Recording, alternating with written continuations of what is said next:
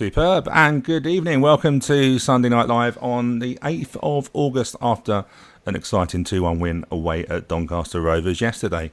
You'll probably see we've got some guests, some first-team players, which is great on there. We've got, quickly introduce you, George Jones. George, how are you this evening?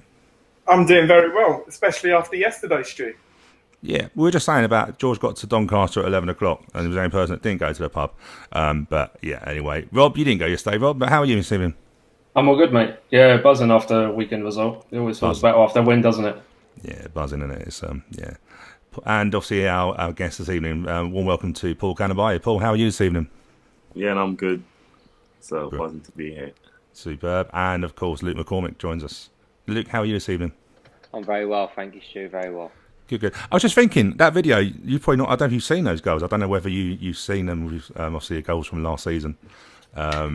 But yeah, no, I was just thinking to myself, that was obviously, were you aware of Bristol Rovers? Was Wimbledon on the radar a little bit in terms of staying up? I think yous were in and amongst us for a period last year. Obviously, AFC managed to get the job done. Us at Bristol didn't manage that, but yeah, it was obviously always a tough game playing Wimbledon. But obviously, I'm a Don now, so I'm glad the club stayed in the league. Yeah. Yeah, and I wasn't going to discuss much about Bristol Rovers, but they're a big club. They're a big club in that league. I'm still shocked to see them in League Two. Obviously, I know you didn't benefit from seeing the gasheads they're called down at Bristol Rovers, but it's a big club down there, isn't it? Yeah, it's a massive football club. I can only speak highly about the club. I enjoyed my time there, the city and the fans. Although I didn't get to meet them in person on social media, they were personally brilliant with me, and it was a good stepping stone in my career there. Definitely.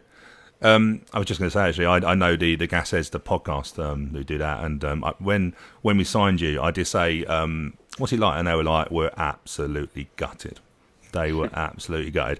And then actually said, I'm amazed you got him. And I went, even better. If it's upset you guys, even better on that side. But yeah, they said it was outstanding. So I think obviously you've done very well down there. Paul Kalambayi yesterday. So obviously with hindsight, we now know in terms of pre-season and stuff like that. My wife is just trying to stink out of the way. Live TV. Oh, bless her. Anyone think I've been doing this for a little while? In terms of hindsight and stuff like that, how did you find pre-season this year? A little bit different, wasn't it, Paul? Yeah, for me, pre-season this year was more of a mental aspect in terms of the teams we were playing. So usually our pre-season, we've played a lot of professional clubs. This pre-season was a bit different because we only played 2, so it was more of a mental aspect and a physical challenge instead of extrinsic motivation looking to play against the bigger clubs. So it was more of like team spirit and how to learn how to win games and play with each other and learning the style and also just coming together basically. So yeah, Robbo did it differently, didn't he? He went 3 weeks, so he sort of sacrificed an earlier game. So some teams started early with the friendly games, and brought in the Richmond Park Challenge on that side of it. How did you find that in terms of the 3 weeks? Was that something? Has Robbo done that previously? Is that old school Robbo, or is that just something that he done differently? For me, that's old school Robbo. Like I've been with my 18s. Literally, we had to do that at Richmond Park, but the run. And we had to run it 3 times in a week. So making a back challenge was a bit different, but the outcome was still the same because we still had to work in a team. So all the different groups as the week went along, the times improved. Usually on the first 2 days, you have a group where some guys are coming in first and then the rest are coming in minutes later. By the end of the week, it was literally every team coming in together. So it shows that team spirit was growing and we were working with each other. So it was quite beneficial in that aspect. Luke, how do you find it? Would you have rather done what you'd done, cycled it, or run it like Robbo used to do with the under 18s? Well, I didn't know until now that they had to run 3 times. Once I probably would have taken. Once I would have taken over 5 bike rides, but was it 4 or 5? Four bike rides, I think it was. But it was tough. It was really tough. Like Paul's mentioned, I think mentally it was hard. I live in Portsmouth, so I was getting up quite early and getting down there to miss the traffic. But I think especially as a new signing and a couple of the new boys, Marshy and stuff, to really get a feel for the boys and have to pull together early. And I think, like Paul said again, like the mental aspect was tougher during pre-season just because we had an extra week without a game. Yeah. But I think it showed on Saturday. I know people had a bit to say about our pre-season results, which is understandable. But I feel like that all come together on Saturday, which was pleasing, and I know we can only improve from there, which is a good thing. Definitely. So, what group were you in? Luke, what group were you in with? What players did you have in yours? Paul's laughing, so I'm cinching. The winning group, yeah, I was in the winning group. I thought you'd won then, Paul, for a minute. So neither of you had Will in your team then, because obviously Will done his typical. Who pushed Will off? No one pushed Will. That's typical Will. Something always happens. When we heard there was an injury, there was no betting on it. Like we knew who it was. So Luke, who are you with? Who's in your group? So Paul turned up first day. He had all the gear. He had a pair of cycling glasses on, and he was driving us from the back. And then we had Woody at the front, obviously an absolute workhorse. And then we had Huss. There was Huss. There was Dav, and there was. I'm trying to think of the other player. That might have been it actually, and then me. Is that right, Paul? Yeah, that was it. Yeah, that was it. And we got off to a flyer first couple of days. We really smashed it out. And then we kind of just held on, didn't we, and just kept getting better. Yeah. And then we met a lovely fellow who was a Wimbledon fan like yourselves, and he had all the gear, and he obviously cycles a lot more than I ever have. And he was taking us around, and we were keeping up with him and having good conversations. So straight away we were seeing fans and we were kind of building that connection straight away, which sounds funny in a bike ride in pre-season, but it was really beneficial in all aspects. Yeah, was that Mark Jones who joined up with you? Is that right? Yeah. I know Jones in. I remember him saying that. So Paul, you had all the gear. You had all the gear then, so you were taking it seriously from day one, weren't you? Nah, to be fair, it was a coincidence. Like, I just had it in my car. That's quite some coincidence, Paul. Honestly, I just put it on, and that was it. It helps, so it gave us that edge we needed. So with cycling, it is a team sport, isn't it? If you look on the Olympics and stuff like that, you have to, if you can get in behind people, you can sort of narrow down. You don't have to work so hard. So were you basically also like, let's just chuck Woody at the front, let's get him working as hard as we can? No, to be fair, at the start, I didn't know Woody was that good at cycling. So the first 10 minutes of the cycle, he just kept going. So we're like, okay, that means Woody's the leader. So you go ahead, take us as far as you can. And then first day was literally us cruising through it. And then second day we came up with the tactics. So I'll stay at the back and Woody at the front.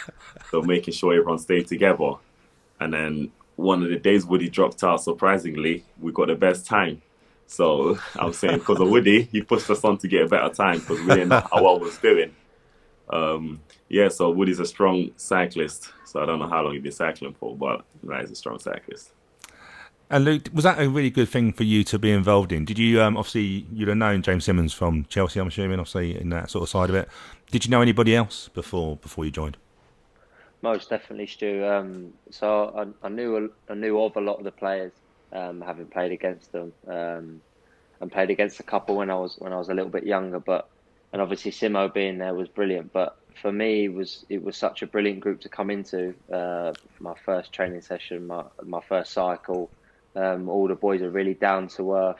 I think there's a rule I know now that all the boys have to go and say hello. It's not a hostile environment. There's no egos, which was really refreshing. And that's credit to the gaffer, to be honest with you, because the environments I've been in haven't been like that. A little bit colder, a little bit more keep yourself to yourself. But Robbo's embedded it in all of the boys, and now obviously me, that everyone's welcome. As soon as you're a Don, you're a Don. And I think that was really helpful. So you could come out your shell straight away. There was no, I'll be quiet for a couple of weeks and keep yourself to yourself. It was straight away. You come out your shell, and then you get to know the boys. And like I said, I feel like that come out on Saturday. Like Paul said before we come on air, the boys all feel comfortable. The initiations, all that type of stuff was just so much easier. Knowing a lot about the boys already, and having those conversations on the train up there, on the bike rides during pre-season. So I think especially for the new boys, that made it a lot easier, and for the boys that didn't know us coming in. So yeah, superb. So just for it. Is it you next, George? No, it's not. It's Rob next, isn't it? I was trying to give. Sorry, we've got a script. Believe it or not, we have a script. We never keep to it. I never keep to a script. But I was trying to colour code it with George for pink, but I couldn't find pink. Dwayne Rugia, all the way from the United States. What a start to the season, come you Dons. United States is a big place, Dwayne. Let us know where you're from. This is funny. As we were talking about earlier, Gary Fletcher, even guys hurting today with cuts and bruises after the winning goal celebration. What a great day out, all the fans, great team performance. Gary, what were you doing? Like, where were you? Yeah, there were some videos yesterday were just ridiculous, the celebrations. And I just want to be quite a good one to actually have. Yeah, Luke, I'll let you as a new. I won't stitch Paul up as the new one. Oh, the questions get easier. Trust me. Who's got the worst banter in the team from George Brown?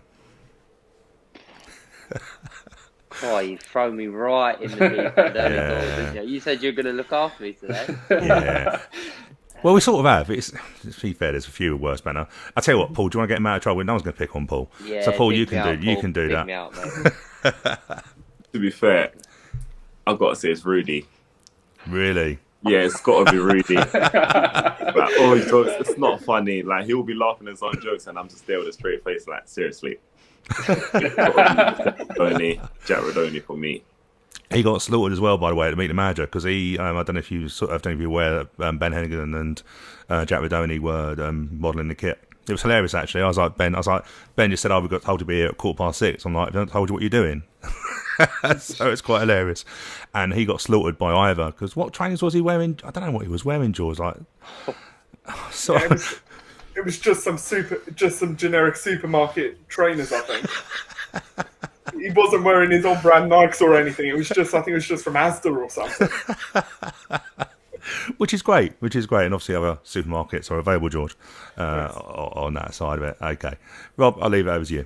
Good evening, lads. Thanks for joining. First of all, I just want to say thanks for joining us. I know there's a few of you like watching Love Island and that's on tonight. So I just wanted to say thank you for joining us. But at Meet the Manager, Alex Woodyard was talking about he was excited to watch the player inductions. And just wondering from Luke, like, where did you kind of rank your efforts? I was confident. Yeah. I was very happy, to be fair. I was confident. I've done a few now, so I know what it's all about. I didn't expect Ollie Palmer to be asking me a few tough questions for a couple of minutes before I actually have to sing, which was probably the hardest because I don't mind a little sing song. But I think Paul would agree. Mine was confident, but no one really knew what I was singing. I sung Liam Gallagher. Yeah. I sung once by Liam Gallagher, which is probably a little bit old school for a lot of the boys. But I enjoyed it. I had a whirl of a time, to be honest. But I definitely wasn't the best. There was one absolute gem in there that was probably the best I've ever seen. Wow. So I think that leads on to the next question of Paul. Obviously, you've been with the club for 6 years now, so you don't have to do the initiation song. So you're basically the equivalent of Simon Cowell from the X Factor. So who in your opinion was the best, or who was the gem of the group? Would you say? I'll say Luke was good. Yeah, he was good. He was confident. Thanks, like, I was singing. I was enjoying the voice, but I was thinking, I don't know the song. Like, I like your voice, but I don't know. The best one is Simo. Like, we can't explain it to you. Like, you just have to watch it. That's it. Like, he's the best. Everyone else was good, to be fair. Like, no one was really awful where we had to kick them off. Like, everyone was good. We joined in the songs that we could join in, and the ones that we didn't, we still supported. So it was good, to be fair. What sort of questions was Ollie asking you, Luke, or can you not share that? He said he was asking you some difficult questions. Yeah, I won't be sharing too many. I can share. He asked me my full name, how old I am, what I'm going to bring to the team. Pretty generic stuff, and then there was a couple of cheeky ones thrown in there. Okay. I think I handled them all right. Fair enough, fair play. And obviously last season, Luke, you were at Rovers last season playing behind closed doors. What did you think of the build up to this game? Was it different? How did you find playing in front of a crowd? I was so excited. In my first loan at Shrewsbury Town, I played in front of some fans there, and it was something that I really enjoyed and I felt kicked me on and I enjoyed playing in front of the fans because I think some boys, speaking openly, I think some boys enjoyed not having the fans there in terms of less pressure, and some boys obviously overperformed without the fans. But I definitely feel like I'm one of them that thrives off having the fans there. And on Saturday they were just brilliant. Like it was just, I can't put into words how special it was. Maybe we took the celebrations a little bit too far. 3 points after the first game of the season, we're dancing in the change room. But I think, like Robbo said in his interview, it was an emotional day. Obviously, to have the Doms fans back in the away end, and obviously to get the result and see them when we scored the winner was just electric. It was a brilliant day. Certainly. And Paul, obviously this season we've only got 3 finishers from 7 this season. What do you prefer? Did you prefer it last season when we could make 5? Obviously you were unused sub. Do you enjoy watching the game? Are you good at watching the game? And from the bench, or do you want to be on there amongst it really? First thing first, you always want to play, but when you don't play, you think to yourself, what's next? How can I contribute to the team? So this year, more than anything, I can see even the finishers that didn't come on, we were still supporting the team. Like, we're there for the team. Like, it's a we, not me. I could see the attitude throughout, even in the runs after. Like, some seasons, past few seasons, there's been a couple of guys that didn't want to run. Like, everyone's willing to run.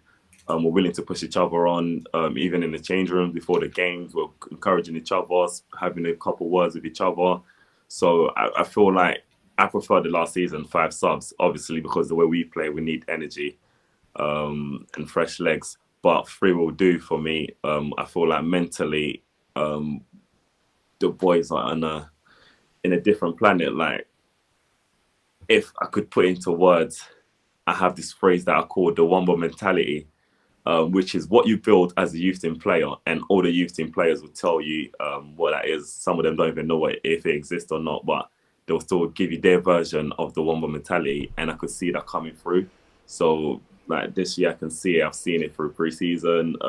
Even after the results we were getting, I knew we would come through, but obviously it's the first game of the season, so to still show character after not having a win in pre-season shows what it's all about. So I feel like the togetherness and the support for each other is there. So that's the main thing.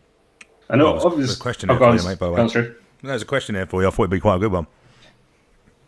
Can you see a question? I see it. Okay, yeah, I see it. So I thought you were going to read it out on me. No, question from Bella Han. Hopefully I pronounced that correctly. That's why I gave it to you. If you had to compete in the Olympics, what sport would you try your hand at, football excluded? So that's to both of you, Luke and Paul. What would you go for? Michael? Golf or table tennis? I don't think I'd be brilliant at both. I'd probably get spanked, but yeah, golf or table tennis, I'd say. No way. I can't believe you said table tennis. Wait, have you beat me at table tennis? No, I'm the worst. I'm so bad. Okay. Yeah, Sorry, I'm bad. Sorry, for me, I'll go for the 400 or 800 meters. That'll be what I'll go for. Yeah, I could definitely imagine you doing the sprint, and to be fair, Paul. Yeah. And Paul, obviously you were captain at the academy under Robbo. You spoke about, before, there's that one ball mentality. On the sidelines when you're warming up, are you even encouraging the boys? Do you feel like, no, you've been with the club for a longer period of time? You kind of grown into your role a little bit more, and really encouraging the lads. Yeah, no, for me, and I think every other academy players, it's like we have a different meaning to every time we wear the shirt. So most academy players, even if you watch them play, no matter how bad they're playing, you can still see they're giving everything, because I feel like this story of the club is within us. Like, we play and leave it all on the football field. So if you can't affect on the football field, you got to find other ways of affecting it. So for me, it was just literally supporting the boys, having a few conversations. I was encouraging Ben, Will. So, like, doing my part in what I can do. In terms of Robbo, I don't know, like, if they see it or not, but for me, it's just I'm there for my teammate. So that's all that matters. No, fair play. And a question a lot of fans want to know is are either of you two superstitious? I'll let Luke go first for this one. And if yes, what are they, obviously? Do you have any pre-match rituals or? I'm a little bit OCD, so I have a couple of routines that I have to go through. Like I wipe my feet before I come on the pitch on the grass, and there's a couple of little like stretching routines and bits and bobs I do before the game. But genuinely, I just feel we prepare Monday to Friday for that Saturday game. So I'm kind of learning just to let it be. Whatever's going to happen is out of your control. Then in terms of what superstitions and whatever, because as soon as you step over the white line, it's 9 times out of 10 who wants it more and who turns up on the day. So I just try to give my best and hopefully that leads to more 3 points. And what about yourself, Paul? I feel like every player got to do what they need to do to get them ready. So for me personally, I don't have anything, but there's 2 things that I do. So before I go out, I pray, obviously. And then I always wear a wrist tape on the left. So it's just a thing I've been doing since I was a kid, and I just can't play without it now. And obviously, Paul, you know the rest of the squad better than Luke, so I'll ask you this question. Is there any other superstitions from the rest of the current squad? Anything else stands out? Does anyone do anything wacky or strange before the game? Or no, that I noticed. No? Not I noticed. No, fair play. Just a quick question before we go on to George. Max Williams, another American here from Seattle. Great flight back yesterday. Well done, mate. Crikey, that's a trip and a half, isn't it? Has anyone prepared Luke for man of the match with Ivor? I've heard about this. I actually, when I first signed, Ivor was there, and I was lucky enough to meet him.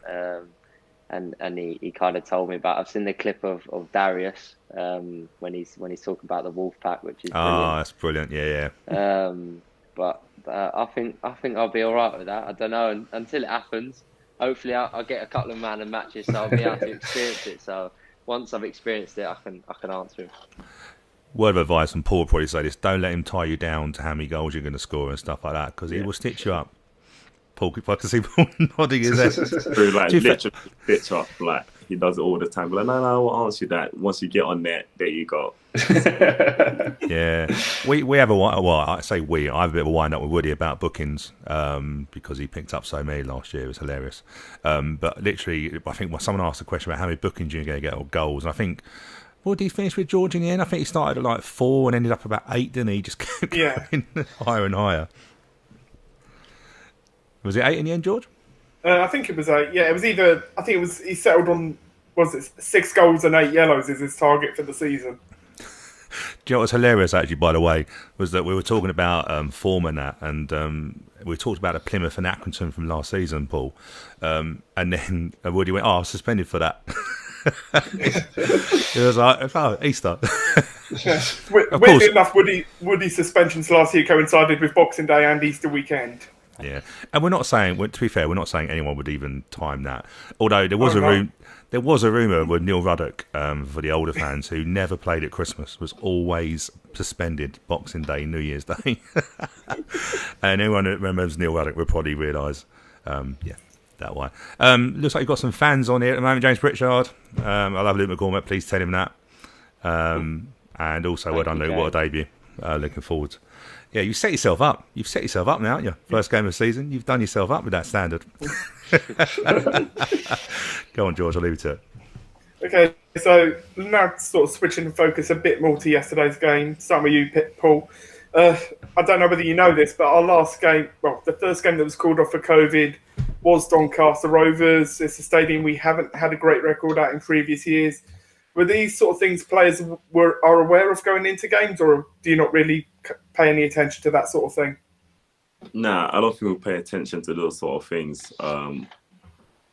Only thing is you get to play every team twice in a season, and once that season's done, the season's done. Next season can be different, so you gain different players and lose different players. So I don't think we pay much attention to those now.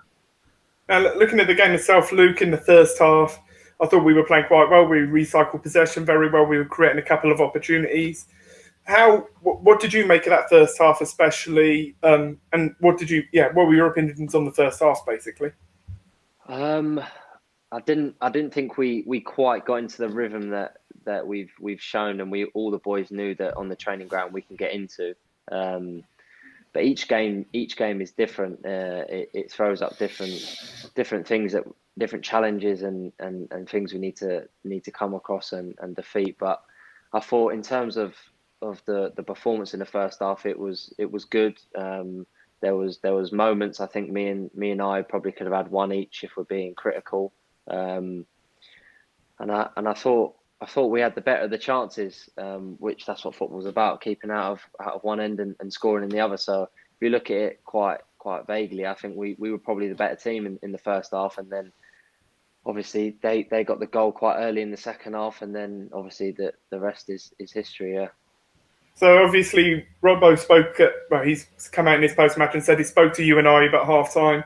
What was he saying? What was Robbo saying at half-time, and what was the mood like in the dressing room?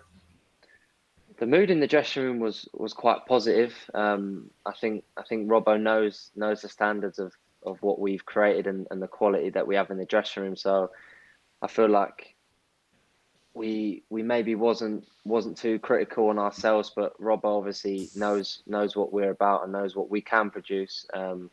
And we probably could have been one up. And he obviously touched on that. Me and I probably could have had one each, and obviously my set pieces. I think I left my left boot in KCL on Friday after training.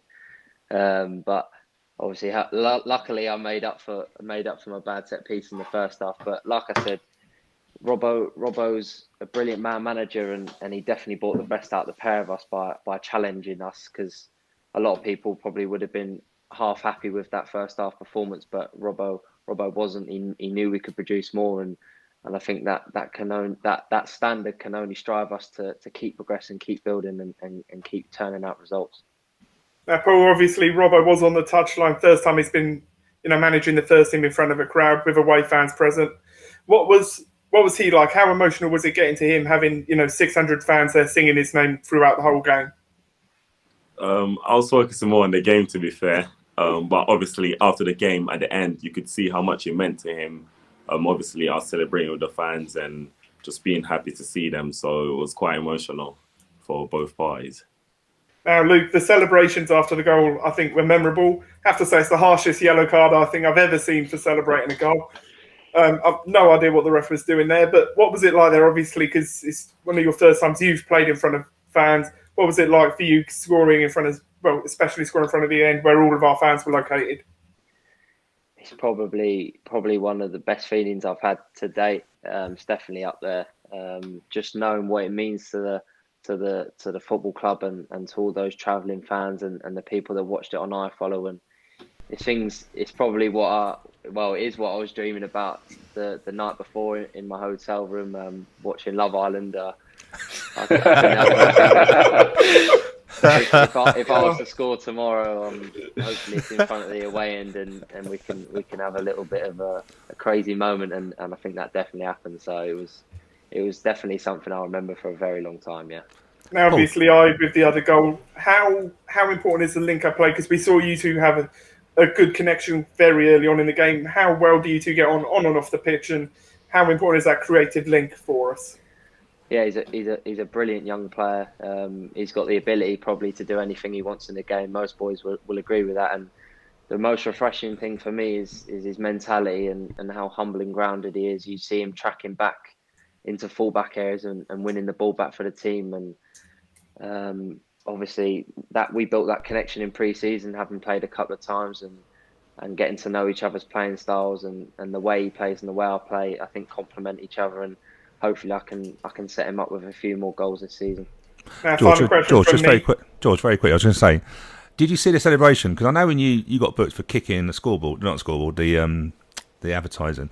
Did you see Ayo Bassal's little attempt at doing it as well? Have you seen that back on the replay yet? It's brilliant. I love all that. He sort of followed you and then sort of like went to kick it and then realised he might have caused some damage. Yeah. It's the thought that counts, to be fair. It's the thought that counts. I think the fans enjoyed it nonetheless, so that's the main thing. Sorry, George. I just had to say that. I watched it again this morning. I was laughing my head off. It was hilarious. Like I said, last question from me, Paul. Obviously, Luke's a bit of a free kick specialist. Have we been seeing much of that on the training ground? Yeah, I've been seeing him practice all the time. To be fair, I didn't know I was going to do that. Only Harty knew. Harty told me, oh, he's going keeper side. But on corner, I'm like, seriously, the keeper's standing right there. It's like, watch. And then he scored. So then I'm here hugging Harty. I'm like, what? I've never seen him do this. Now, like, he practices free kicks. He's always doing his extras. So those are the moments attacking players live for, same way we do our headers. So they practice the free kicks, set pieces, corners, and all sorts. So it's all for the team. So I'm glad he scored that goal. And Luke, I was going to ask you, obviously that free kick was, quite close to goal. You made it look relatively straightforward. I presume being so close to goal, going over the wall wasn't really an option, was it? Or did you just see a gap in that corner? I think, lucky enough, it's something I've practiced a little bit over the last couple of seasons, and in that moment, I just try and have 5 seconds to myself amongst the madness and obviously the thoughts that go through your head if you was to score. And in that 5 seconds, I clocked the guy that was laid under the wall, so that wasn't an option. And I thought it was so close, it was almost a penalty. So to get that up and over, unless I'm Lionel Messi, that's probably 9 times out of 10 you would have seen it a lot more than me. They go blazed over the bar, and I could see where the goalie was, but I was gambling. He had the tendency to. He almost thought, because Rudy was on it as well. I said if he stutters, he might think Rudy was going for it. So I think that split second of Rudy stuttering, he's obviously shifted his weight, and I could see the fella blocking the line. And I thought he's going to either jump or he's going to come out with his legs open. So I thought if I hit this as hard as I can and keep it as low as I can, I've got half a chance here. And obviously, luckily, it hit the back of the net. That was a brilliant free kick. Hopefully we see more of that this season, Luke. And so, mate. And Paul, obviously late into injury time, we see Aaron Presley and Aya Vassell doing quite a good job of wasting a lot of time, in the opposition corner. From a defensive point of view, say for example from Will and Ben's point of view, that must be brilliant to see. And from the bench, it must be such a relief to watch that. I mean, as a fan watching it yesterday, it was nice to see 2 minutes of the clock get eaten up. First of all, it's not wasting time. It's game. It's game. So he showed a great understanding as a finisher. Obviously, you come in and you think what I need to do to help the team to win. So in that scenario, he just thought, all right, there's 5 or 3 minutes left. Take it to the corner flag. And for the back line, it's like we can stay on the halfway line. The ball's far away from our goal as possible. It's like the perfect scenario. So we're literally thinking, yeah, just carry on doing what you're doing. So for me, it was just the understanding, like, I was proud of it. So I could imagine the gaffer was proud of it. So it's like, it's good when you can rely on everyone in the squad to go in and know the jobs and do the jobs and even show more of an understanding of the scenario of the game and how it's going. So I was quite pleased with it. Hopefully we get to see a lot more game management when we're ahead this season. And Luke, what was the mood in the dressing room after the game? Obviously the lads must be buzzing. The crowd was buzzing. 15 months odd without fans in the stadium. It must have been electric. And you boys are all young lads, so it must have been a bit of a party atmosphere, was it not? Yeah, it was one of them, because when you've scored or you've had half a good game, you get pulled to do the media, and the media guys are brilliant, so I didn't mind it. And Robbo's quite good letting us do it straight after the game, because a lot of managers will want to speak to the boys straight away. But obviously to get the message across to the fans is important that wasn't there travelling. So I did that, and then obviously when I walked back into the dressing room, I think the gaffer had kind of finished what he was saying, and he looked quite happy. So I was happy when I walked in, and he said to me that it's about time I put one of my chances away during the game. So I think he was happy, yeah. And the mood after Simo's initiation song was bouncing around, and there was water flying around. And then as soon as we left, we parked it. There were some Wimbledon fans on the train, which was nice. But today we'll obviously recover and get ready for Charlton on Tuesday. So we have to park that now. And then move on to Charlton on Tuesday, yeah. What was Simo's initiation song out of interest? Paul was the man. I was kind of still getting back on a level after my little Liam Gallagher performance. So Paul got it on camera. It was like a chant, wasn't it, Paul, that he'd made up, like a Wimbledon chant, and it was just brilliant. It was really good. Paul, maybe you might have to share that on Instagram, maybe, so our fans can have a watch. Yeah, I'll send it to George. Long as it wasn't the champagne song, that's all I can say. And Paul, how was the train back? Was it good atmosphere? Were all the boys quite tired because they ran themselves into the ground, didn't they, for them 90 minutes? Yeah, no, it was still a good atmosphere. Everyone was tired, but we're still socialising. Some of the boys were even like raring to go and look at the clips. As I was speaking to him before, literally getting the highlights straight away. So it's always good to reflect on the performance, take the positives and the negatives, and improve on it. So the atmosphere was good. Quite enjoyed the train journey back. No, good stuff. I was just going to say, the game management, yeah, spot on. It wasn't wasting time, but it was great wasting time, to be fair. Do you know what impressed me, by the way, is you expect it from Aaron Presley to run the clock down, but Ayoub just literally, he's as strong as an ox. Paul, how do you, because Ayoub is literally, we were fortunate enough to be invited down the training ground, and he's as strong as anything, isn't he, for the size of him? I think he took the Doncaster players, defenders by surprise, because they couldn't nudge him off the ball, could they?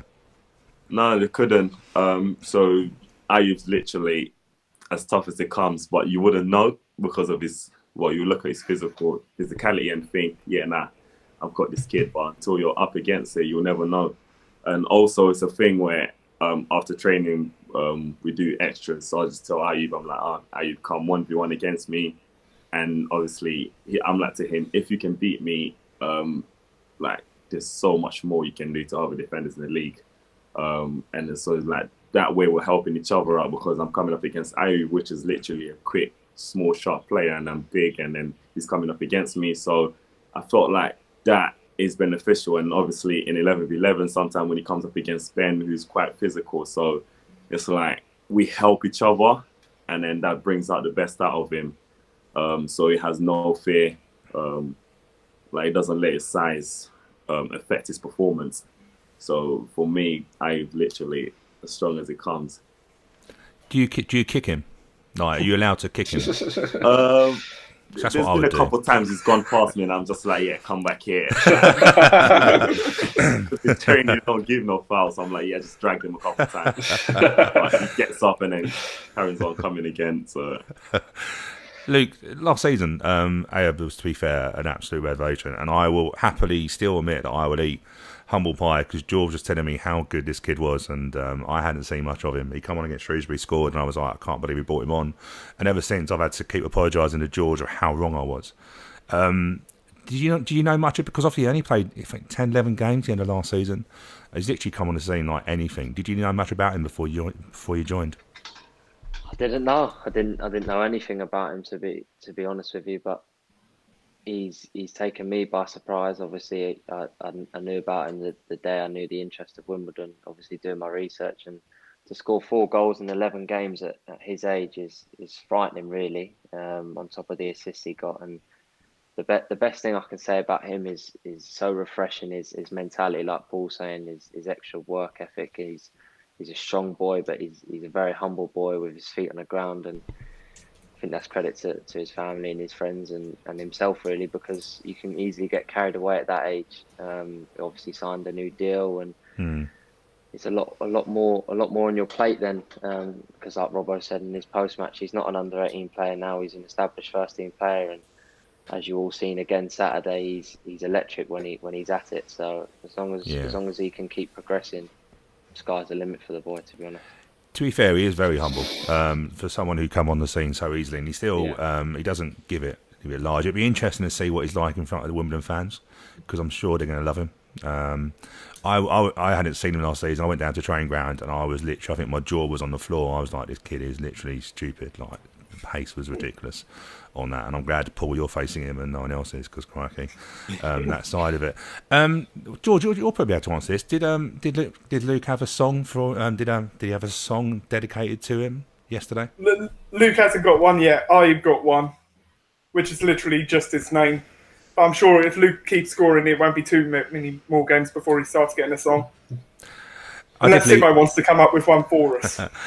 I did lead it, and Paul will probably realise why I've led it. Luke, have you heard what Paul Kalambayi's song is? I haven't, but I would love to hear it. Paul, you didn't see me setting it up. I love that. That was quite good. What's the song, Paul? I'm not going to ask you to sing it, of course, but who's the boy band that it's from? I have no clue, but I've heard it. I've heard it on the radio once, and I'm like, hey, I know this song. George, who is it to? Backstreet Boys, isn't it? Backstreet Boys, yeah.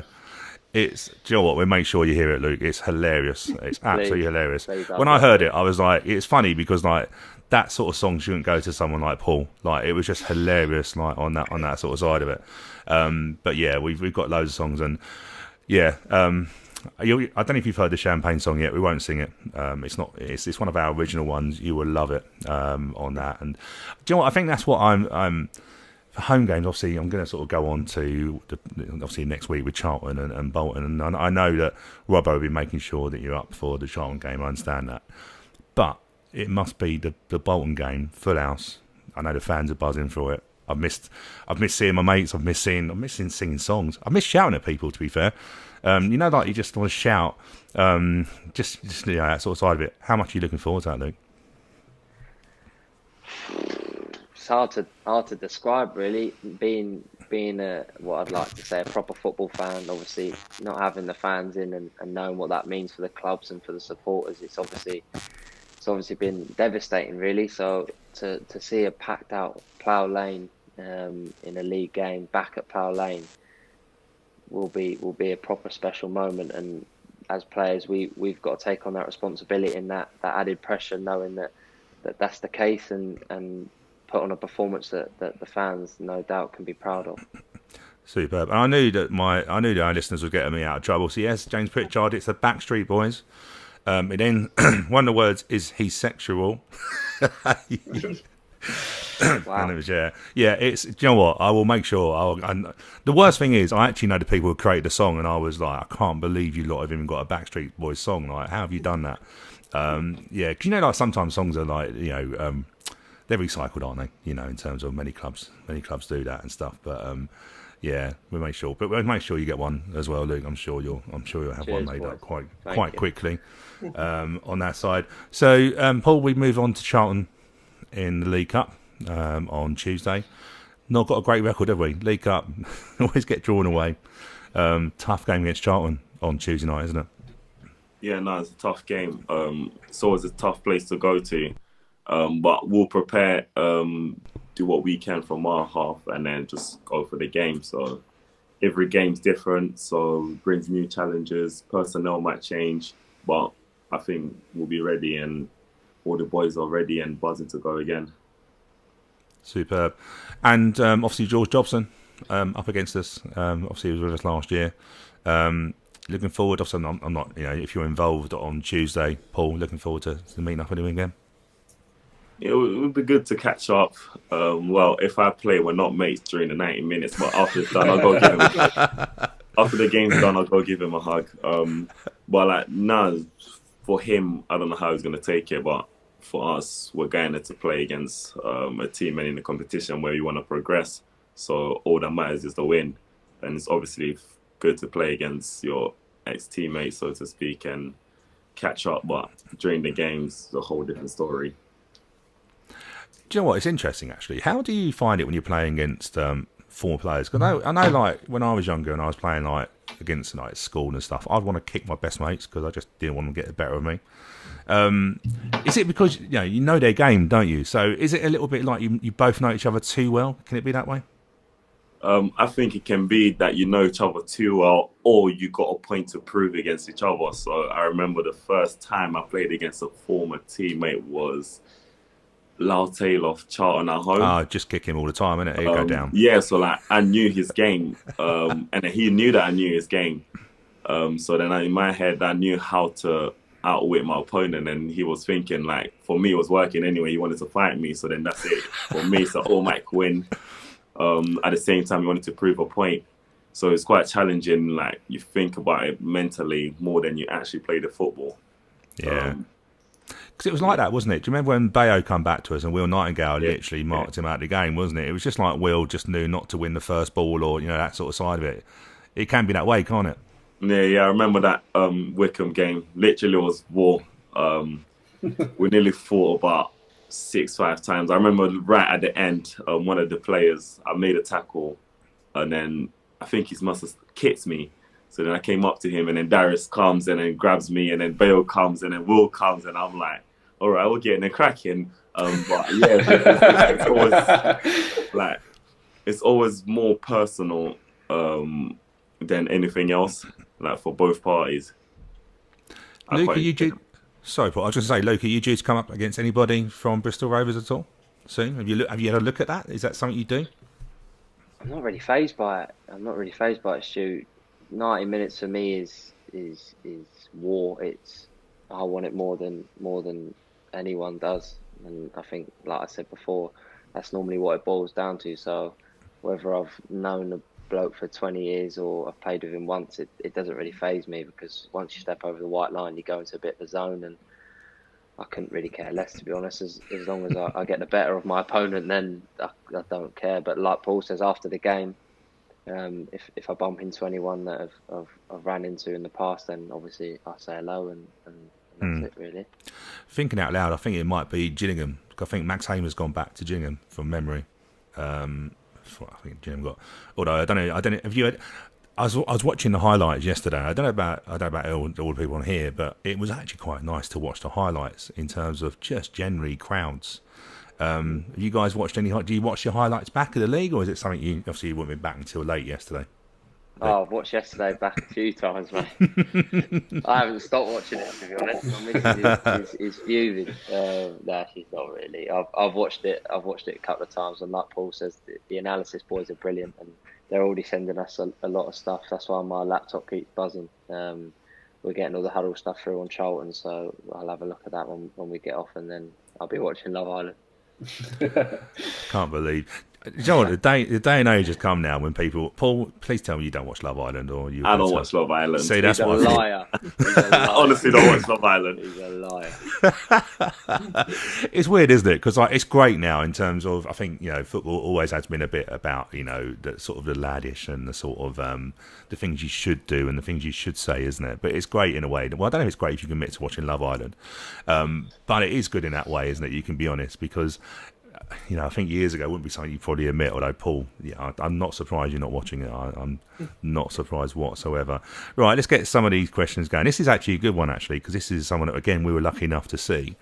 What do you both think of Alfie Bendel? He signed scholarship terms this week. He's been in training. Paul, is he one that you've kicked yet? Yeah. No. I'm joking. Alfie's unreal player. Like, honestly, I didn't know how old he was. So when I found out how old he was, I was just making jokes every time. I'm like, how old are you? 14? And then he's like, yeah. But then I'm like, you can see his potential, and physically you can't tell his age until he tells you. So I was quite glad we signed him. I remember even in training, when he trains with us, I'm always encouraging him to get on the ball. Even if you give it away, it'll make you a better player. I didn't even know we signed him until you told me. So that's good news. And I'm looking forward to seeing his progress. Luke, what about yourself? Obviously, it's a young team, and this is obviously another youngster. Robbo's not scared of going for youth. If you're good enough, you're old enough. Have you seen much of Alfie? I have. He's a good young footballer, and he's a good kid as well. I spoke to him. He doesn't sit too far away from me in the dressing room, so I catch up with him. He gets the training quite a lot, bless him. So he's obviously a hard worker, and like Paul says, on the ball, he's got some serious ability. So, and I didn't know his age either. So when I found out his age, I thought, cool, he could be whatever he wants. He's a very good young prospect, and I'm happy for him that he's got the deal out of the way, and he can really crack on and kick on now. Cool. So the final question, which I think is a great question from James Pritchard, is we'll go with Paul first. We'll leave Luke for the last one. This is always To be fair though, we asked this with Aaron Presley last week, who's the best dresser, and Aaron took on himself to say that he was the best dresser. Very confident. Yeah. So I was very for a forward to be that confident. I was like, fair play. So, Paul, who's the worst dressed player? I've got to say it's Aaron. You sound surprised when he said he was decent. No, honestly, I can't believe it. No, literally, after this, I'm going in the chat and I'm like, Aaron, are you serious? It's got to be him. Like, it's got to be him. Some of the gears. What's so bad about his gear? Is it stuff he wears that thinks it's decent? Because in terms of training, do people dress up to go down to training? It's work, isn't it? Training and that sort of side of it. Some people do, some people don't. He's one of those players that do. So then it's easy to clearly justify who's the worst. So, it's got to be him. Like, certain gears, I'm not sure about it. Luke? I've got to agree, I've got to agree. I think Prez has got his own little style going on, but I can't say I'm a big fan of it. But for him to say it was the best, I like the confidence. He's a striker, so he's got to be selfish, isn't he? So that's probably a good trait to have. To be fair, we were having wind up with him. Obviously, I remember when you signed Luke and you were sort of saying about football and that, and football's coming home, and we nearly got there, didn't we? We did. But Aaron was an Italy fan for the that one night. Obviously, wow. But yeah, he admitted it. He was an Italian fan for that side of it. So bless him. It's a shame that Scottish fans have to support someone else, but we nearly got there. Didn't we? Did you in terms of European Championships before we go, Luke, what do you think of it? Was some good performances and stuff like that? Any games that stand out?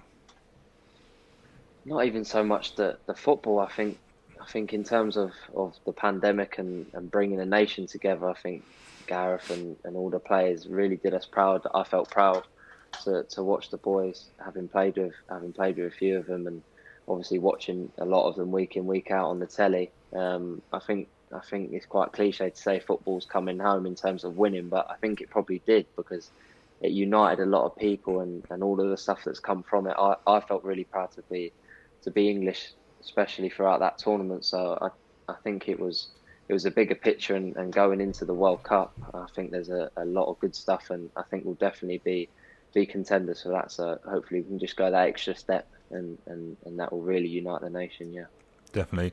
Paul, obviously we had a bit of an interest. Obviously, Luke was saying obviously he's played with a few of the players from the Chelsea side of it. We had Aaron Ramsdale, who was involved in that. I don't know if you saw what I saw, but he was doing the Sweet Caroline and singing along with that after. And we obviously him better than I do, but he's a character, isn't he? Was it great to see him involved in England setup? Yeah, no, it was great. Obviously, with him, we literally saw his development. As soon as he left us, you could just see him rising and rising and rising. So it was good for him. Like, we was enjoying it, the way he was enjoying it. So I felt proud of him. So like, I even messaged him. I'm like, listen, honestly, I could see where you came from and where you are now. So I'm proud of you. But he is a character. Like, he's always got in him. You saw the celebrations of when we stayed up, so in the past, and how he got amongst that, didn't he? Let's be fair. Yeah. I think Aaron led it. Let's be honest with you, he was a fan for that day, wasn't he? But I think from a Wimbledon point of view, very proud that we had someone go for that, and I think also when we look now to the future, we the young team and stuff, but we got a very promising setup on that. Guys, thank you very much for joining us. Really appreciate you taking time. It's actually been really funny. Really enjoyed it actually. So good luck for the rest of the season in terms of obviously Tuesday and for Bolton, and great start to the season. And I'm not, I don't know about you boys, but have you put the bet on for the winning of the league? I'm not joking. Set the expectation, but no, thank you guys for joining us, and we look forward to seeing you again shortly. All right, no, thank you, boys. Thank you, all of you. Cheers. Take care. Enjoy Love Island. Cheers. You too. Thank you. You're welcome to log off, guys. Yeah, we're just going to stay on for a bit. Cheers, boys. Cheers. Guys, let me just bring you all back in, and then we can... There we are. That was enjoyable. You sound surprised. Well, no, I knew Luke. I knew Luke would be great value, but Paul's obviously a very quiet, not quiet, but unassuming centre half. Just kicks people. I say kick people. I'm joking. Paul doesn't, but it was really good actually. I quite enjoyed it. They obviously seem like a team that are quite connected. George, don't they? They seem to be really sort of. You can feel that bonding, can't you, with that? Yeah, and we could see that for everyone who went up to the game on Saturday. I don't know how much of it they showed after the match on iFollow, but for everyone who was there, you could see that everyone was pulling together and fighting for each other. They were celebrating, they were hugging each other at the end. It felt like a cup final win the way they were celebrating with each other. It was a real, they all wanted it together.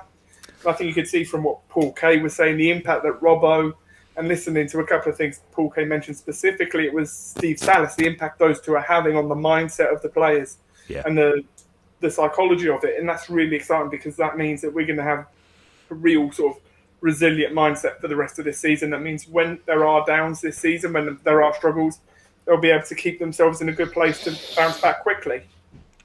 Definitely. And Rob, do you know what? I didn't want to say too much with Luke because I didn't want to sort of like embarrass him. But the relationship he built up with Asao looks really promising already, doesn't it?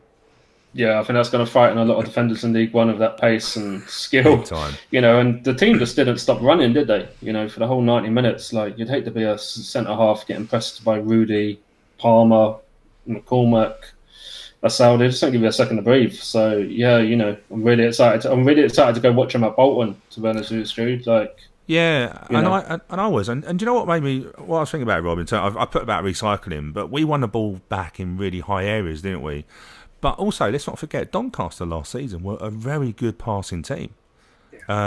And yet we made them look like they were a long ball team because the amount of times the ball got kicked out of play and stuff like that, you could really tell that it is affecting them. And Rob, George, you wouldn't have known this, but we were watching. Well, we were watching from home. Yeah, we were based in Spain for a day, and the Doncaster Rovers team were literally trying to beef their team up and say, "Oh, we're doing all right," but they weren't. They were literally trying to convince themselves that we weren't really all over them.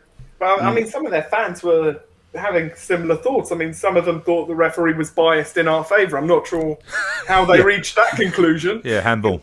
Missing several handballs and also not giving us the penalty, but thankfully that didn't matter because Luke scored anyway. But, I thought it was a great performance and their mindset was strange. They seemed to think they were the better team. Not really sure what game they were watching.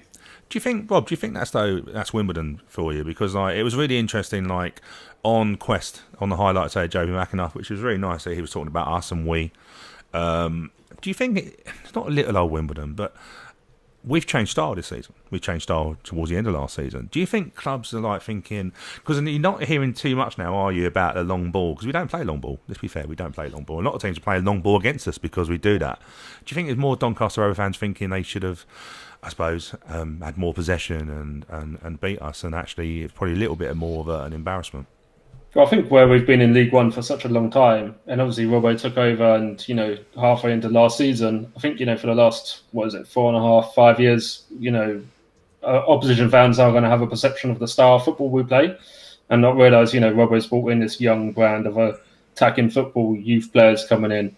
So, yeah, it's a very exciting time to be a Wimbledon fan for me right now. It feels like we are building something new. And I watched Quest and I thought their research on us, I thought they talked very highly and very complimentary of us. And, they seem to do their research that, we have changed style. And, yeah, like I said, I'm excited for the Bolton game. It's the most important thing for me. That's the thing. Sorry, just to jump in very quickly, Stu. There are times in previous years we would have sat back and defended. Certainly after we took the lead, we would have gone 5 at the back and invited pressure. But we didn't do that. We kept going forward. We kept trying to have positive momentum. Even when we were conceding corners late in the game, we were still keeping a player up. And we haven't done that ever before. Even if result was sort of, we needed a goal, we'd still bring everyone back. I think that's a massive statement of the mentality of the players and the style of football and open attacking football that Robbo wants to introduce. Yeah, definitely. And I was going to say, the reason why Quest knows so much about us is because don't forget our good friend Aaron Paul works on BBC Radio 5 with, I've just forgotten his name now, the presenter for Quest. So it wasn't a surprise he knew a lot about Mark Robinson because Aaron absolutely loves Robbo. So when I heard him talking about how we were playing, I'm like, yeah, Aaron's chewed his ear off, definitely. Do you know what I mean? But rightly so on that. Let's have a look. So Craig Wellstead, yeah, no iron team that's coming through. I think it is, and you know, I'm with you, Rob. I was excited about Bolton. Don't get me wrong, I was excited about it anyway. But this team is going to have us on the edge of our seats, isn't it? Or the edge of my balcony, as I might call it. But it is, you know, I look at players like Ayub and I think McCormick was everywhere. And yes, he was the first to say that he left his left foot in KSL, which is very honest from him. And to be fair, Artigan picks up a booking on the back of it because he had to bring someone down. But it is exciting though, Rob, isn't it? You know, and you can just sense, like, I don't know about you, but Ayub running at a defender will be really exciting. We've said before, literally, that Robbo wants to literally play him as a number 10 alongside. We saw that yesterday. How did you think he was playing up? Also, I know he scored, but how did you think he was, Rob, playing up in that sort of number 10 alongside a forward? I think Ollie Palmer needs somebody up alongside him, doesn't he? And, you know, Ayub Asau is just a nightmare for defenders. He doesn't stop chasing things down. He doesn't give you a second to rest. So, you know, Ayub playing on the shoulder of a defender, you know, no wonder Paul Kalambayi wants to kick him in training from time to time, or pull him back when he goes past. You know, I think Paul Kalambayi is probably watching Cellini against Saka a few times with that. Do you know what, though? I was actually surprised by that. That was, again, I didn't want to say it directly because it's not about me questioning things, but I was really surprised that you'd want to, because I wouldn't want to go up against Ayub. I'll be truthful. Of all the players I want to go up against, it wouldn't be him. But it's a very interesting thing that he was actually prepared to match himself one-on-one with Ayub, isn't it? Were you surprised when he said that, Rob? I was a little bit. I mean, I wouldn't want to play one-on-one against Ayub, but I suppose at the end of the day, like you said, it benefits both of them because, you know, Paul's going to come against the, you know, tricky, pacey strikers, and, you know, Ayub's going to come against, you know, big lump of a centre-half. So benefits both of them at the end of the day, doesn't it? But I thought the most interesting thing Paul Kalambayi said was talking about the youth players and how there's this, you know, this like one ball kind of spirit, or there's, you know, there's something within them. You know, I thought that was very interesting, that they can feel that, you know. I thought that was very interesting. Well, George, you'll know better than most, won't you? Do you know what I mean? In terms of with the, you know, working with the academy and stuff like that, you know, things they do in terms of making sure they leave the dressing room how they found it. You know, it's just a respect thing, isn't it? On that side, but it looks like now, from what I can see, is that behaviour now is basically going through to the first team now. And you can sort of see it. Rob's got bored now. He's just started up. Yeah, you can sort of, yeah, Rob, you might want to turn a light on. I was thinking that I might turn a light. We're going to shoot off in a minute anyway. But you can see, yeah, you're right. It is that mentality, isn't it? Yeah, no, and that's the thing. It's the mentality of, you know, the no iron team that, you know, they're all going to fight for each other, they're all going to work for each other. But also the fact that Robbo puts so much emphasis on not just what they do as players, but who they are as people, their characters and their behaviour on and off the pitch. So it's that behaviour of, you know, we're going to do battle for 90 minutes, we're going to go hard, we're going to throw everything at them. But then at the end of the day, you know, we're going to behave properly off the pitch.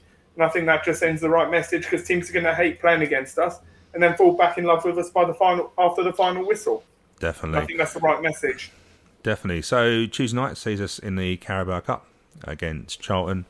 I wouldn't say I'm confident of winning, but if, you know, we're going to go there in, you know, to be fair, George, they had 2,000 last time, didn't they? When, you know, you were lucky enough to go to that game. They're going to have, I don't know what they're going to have for a League Cup. But let's go through some predictions then. So, George, what's your prediction for Tuesday night? I think it's going to be a 2-1 win. Okay. Rob? I think we're going to go out the League Cup, but I'm not too bothered, to be honest with you. I'd rather our focus be on the League and the FA Cup. I think it's going to be a rotated squad, and we never do well in the League Cup, so I'm kind of used to that. If we get through, happy days. Do you know what? It's a weird one. I think how I probably would look at it from a business head, in terms of its finances, isn't it? I think I agree with you actually from a football point of view. It's not the worst thing in the world, because we have got a young squad, and, you know, number wise we probably might get stretched. You know, I don't think we could put out a strong second 11 where some players, you know, you look at Ipswich yesterday. You know, took off Con Chaplin and Joe Piggott. That was interesting. He wouldn't have liked getting subbed yesterday, would he? I mean, Louis Barry didn't even get on the pitch yesterday, did he? Wow. Yeah. You know. And I would say on Ipswich, they were playing Piggott as a lone striker, which clearly means how much attention they paid on the scouting report. But I think that's how Paul Cook plays normally, isn't it? I think that's how he plays. But you're right. I agree with you. Yeah, I did think that on there. But least he's wearing blue, do you know what I mean, and stuff like that. But by the way, Morecambe, two cracking goals from Morecambe on that side. Yeah, do you know what? I've got a feeling we might go through in penalties, and that's not me just thinking because of yesterday, but I'm quite excited about this team. I think we'll take that form in. We didn't go to the Saturday, the Bolton game. Oh, crikey. George, you were lucky, obviously, enough to go yesterday. I can't wait now for Saturday. Important everyone gets their tickets, so tickets are available. I'm not too sure. It's not sold out yet. George, is it? It hasn't sold out yet. Tickets are still available online. More will become available tomorrow morning, so it might be worth holding out till then when the debenture seats are released. But as it stands, there's still a lot of tickets available, so make sure you get in and you buy yours. So is it tomorrow? The debentures? So because I was a bit confused of how long they get. So anyone can buy a ticket now, but I believe it's tomorrow that the people who have debentures lose their right to reserve that specific seat. So there'll be a few more seats opened up, in various areas of the ground for people who want to purchase one. Definitely. So Rob, we've all got season tickets this year. Where are you sitting in the old Kappa stand? Yeah, south stand for me. So sorry, you're over there, aren't you? You're in the standing bit, aren't you? Yeah. You can be all right. You can be all right standing up. You struggle against Woking. Well, I've got a rail to lean on. Screw. So, but yeah. Have you been in your seat yet? No, I haven't. I've only been in the main stand for the Scunthorpe game. It's the only game I've been to. So I'm looking. I don't even know how to get to my seat, Stu. But how do I get to the south stand? I'll work it out on a day. But if any fans see me looking lost, point me in the right direction, please. It is interesting, and George, I know you know more about this than me. Isn't it a case that the actual seat is locked? Is that right?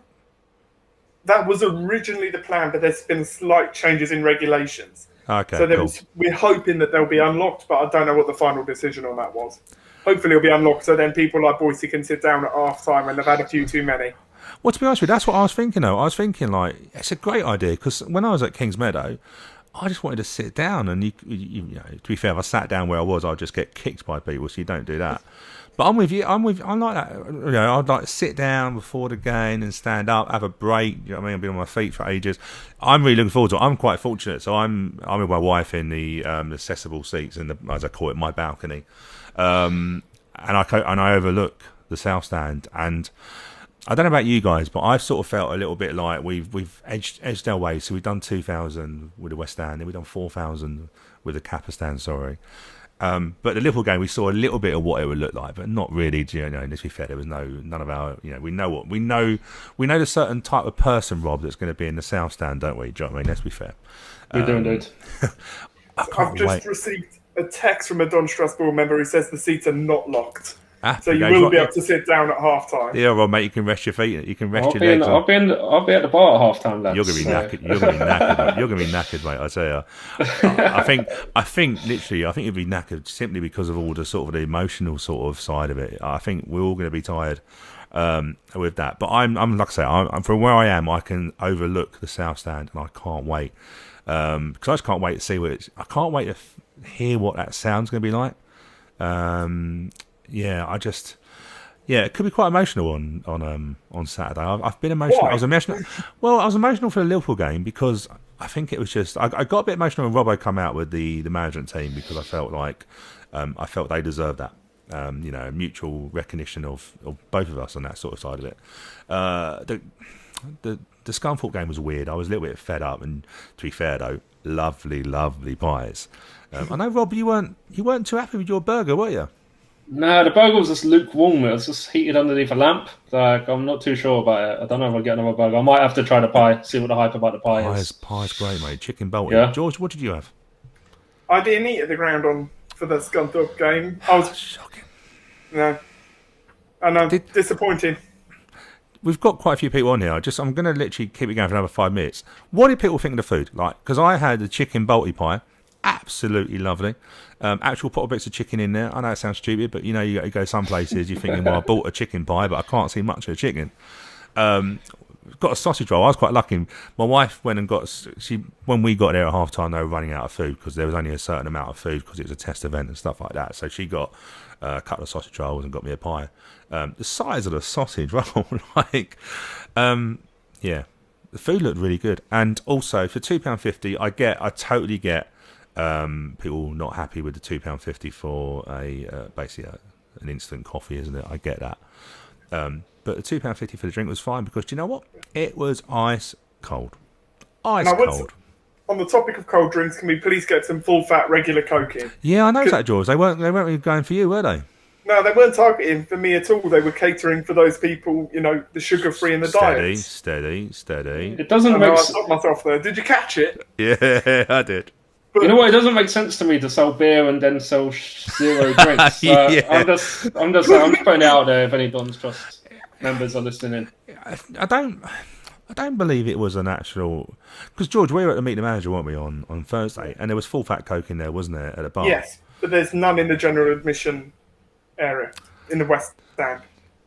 So that was and it'd be interesting, like I say, I've eaten humble pie, figure words, with some Don Trust board members. I didn't think the food would be that good, and for the price, and I thought it's absolutely brilliant. I really did. I held my hands up and said, look, you know what, done a good job. But yeah, I don't get... Okay, Gary Fletcher, burger was cold. Was that by the time you stopped talking though, Gary? Do you know what I mean? Like, let's be fair. Or was it by the time he got on the right train? Because he had a bit of an incident on yesterday, didn't you, Gary? Had a bit of trouble getting to the game. So, in terms of burger was cold. So that might be something, I think the feedback has been given, Rob, because obviously yours was cold as well, wasn't it? So that might have been due to how they were storing it on that side.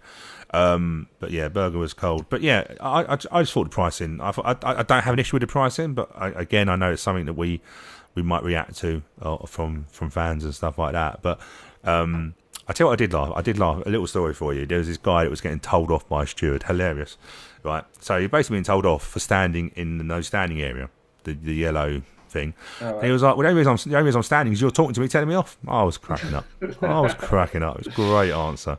But yeah, one thing I would probably say is that the Western in the Kappa stand, it was people were queuing widthways, so it was quite difficult to get through. So, but again, that's the reason for test events. Yeah, I'm just getting some things through. I'm just going to get some actual feedback here. So, is there going to be a Pat Pay? Is there going to be a smaller breweries at the stadium bar?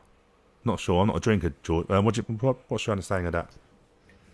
In terms of the beer offering, I think the plan is, and the board members listening text me if I'm about to say something I'm not meant to say. Oh, I love it.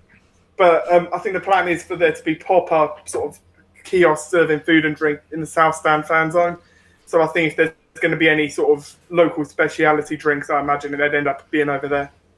I love when people say pop-up, because I think like Jack in the Box. I keep thinking, what? Is it just going to... Okay, show me. Festival-style food and drink, I think, is the way we're marketing. Dan Jennett, it was £2.50 for a Coke and £4.50 for a pucker pie at Doncaster. Yeah. Okay. Same prices as at Plough Lane, but the quality wasn't anywhere near as good. Okay. Rather than your Stella. Okay, sorry, Dan. I'm sorry, Pat Hayes didn't say it. Rather than your Stella. And stuff like that. Okay, we're not too sure about in terms of, but I'm sure more information will come out shortly. And Gary, yes, it was all my fault, George. No, that's not like you, Gary. That's not. You're normally one of the more respectable fans that we have. But we all allowed a day off, especially for a 2-1 win at Doncaster. Superb. That's us. That's all right. We've gone a little bit over, but to be fair, we still had loads of people watching. So on that side of it, guys, thank you very much for joining us. Been a pleasure. That was enjoyable, wasn't it? That was really enjoyable. And I hope Luke and that is watching his Love Island, of course, making sure he reads all the stuff that's been sent to him. And Paul Kalambayi, legend. Don't know if you saw this stream, but the new signing said his favourite show was Love Island as well. So I know. I wonder if there's a Love Island Wimbledon WhatsApp group, where they all discuss it.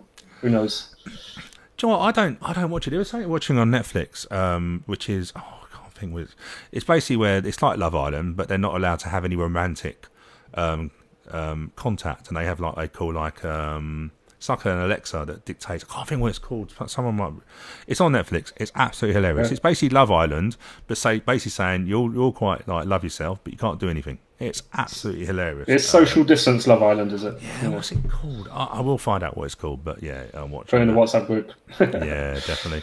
But George, thank you for joining us. Thank you. Cool. Rob, as always, thank you for joining us, mate. And like I say, Tuesday, is it on I Follow George? I think it might be. It's Tuesday night, isn't it? I think they're hoping to stream it, but I don't know for certain. But No, it's probably being streamed. Yeah, so I wasn't trying to put you on the spot there, but I think like midweek games, I think they can show. I think they're allowed to, yeah. Yeah, from that sort of side of it. Gary Fletcher, mate, you've gone down in my estimations. You can't be watching that. Like, what is going? Is it not finished yet? Is it? I don't know. Is it like Olympics? Is it got? I don't know. You know what I mean? It probably might be like Olympics. That might be a new sport on that side of it. But Rob, yeah, thanks for joining us, mate. Always a pleasure. Thank you. Just quick plug, actually, if you've not watched it yet or listened to Aaron Paul, our good friend on BBC Sounds, had a really good live show on Friday night, hour and a half special. Lara Taylor, the chairman, Darren McAntony, I've forgotten the other guests that were on there, but a really good listen. Tom King, another ex-Womble. Oh, yeah, hilarious, wasn't it? Tom King, Tom King, right, is a nutcase. And he said he hasn't gone over to Roy Keane yet. No, sorry, I'm not buying that. Tom King is an absolute loon. He once went past our car once at the New Malden roundabout, literally singing.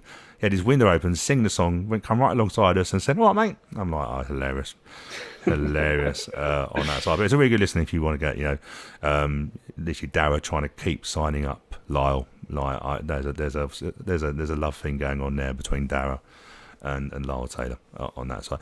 Cool. So thanks for watching. Been a really good show. We are back on the podcast. Podcast on Thursday. We are in Friday. How am I getting? Oh, 2 weeks in a row, you've got this one wrong, Stu. To be fair, obviously, One Walls Had a Dream is out on Thursday. They talked about the stadium card, even though Lee, to be fair, bless him, hadn't done his research, but that's not fine. Lee's and Lee talking about. By the way, Lee, pucker pies. He said he would rather have those £4.50 at Doncaster. Interesting on there, but I agree with you. The pucker pies are good on that side. So yeah, One Walls Had a Dream on the Thursday, and then ourselves on Friday, Bolton Saturday. So thanks for all joining us, and we will see you soon.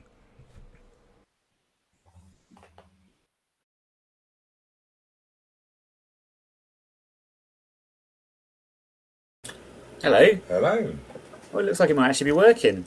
Hello, everybody. Welcome to the 9 Years podcast. Oh, well, no, don't joke with me that we're live. Oh, wow. I'm very sorry, everybody. We were miles away. We were pondering this defeat. I can't talk today. People are just rubbishing it because it's never going to happen. And I'll bet my mortgage, my life, everything I have that Neil Ardley will not go to Notts County. Interesting.